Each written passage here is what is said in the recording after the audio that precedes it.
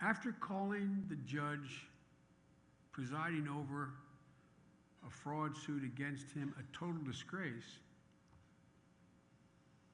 Mr. Trump said, and I quote, these are his exact words, but, quote, "but we will come back in November. Wouldn't that be wild if I'm president and I come back and do a civil case?" He went on to say, and I'm quoting, "Wouldn't it be wild as president to come back in November to do a civil case?" How can that be interpreted in any other way than as a direct threat? These are words of someone who sees our federal judiciary not as an independent branch of government, but as a tool for him to manipulate so he can do what he calls deal with the laws of our country. These are words, in my view, of one who would defy the courts if they ruled against him as president. Not just in a business case, but a case challenging government abuse of power, and to use the office of the presidency, were he to acquire it, to intimidate and undermine an independent judiciary would be blatantly unconstitutional abuse of power. Either Mr. Trump, which is possible, doesn't understand. I mean that sincerely.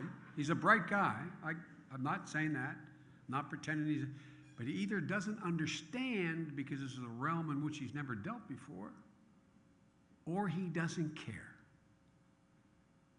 That it would border on an impeachable offense for a president actually to use the great powers of the office to attempt to undermine a federal judge by placing pressure on that judge in any case, especially one the president has, in this case, a personal financial stake.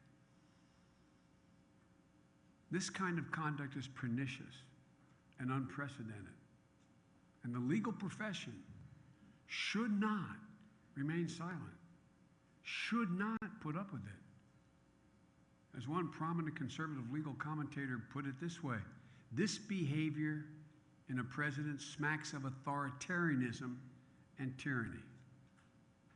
I agree. I agree with that commentary.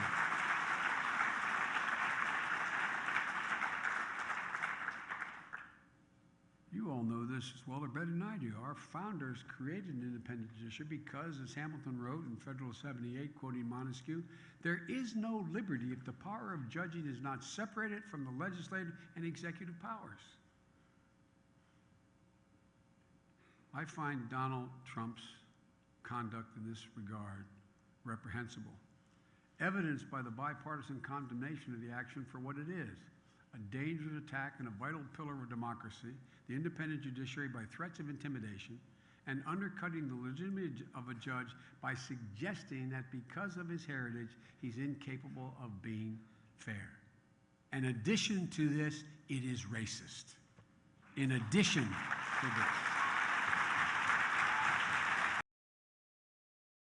Hey, NBC News fans, thanks for checking out our YouTube channel. Subscribe by clicking on that button down here, and click on any of the videos over here to watch the latest interviews, show highlights, and digital exclusives. Thanks for watching.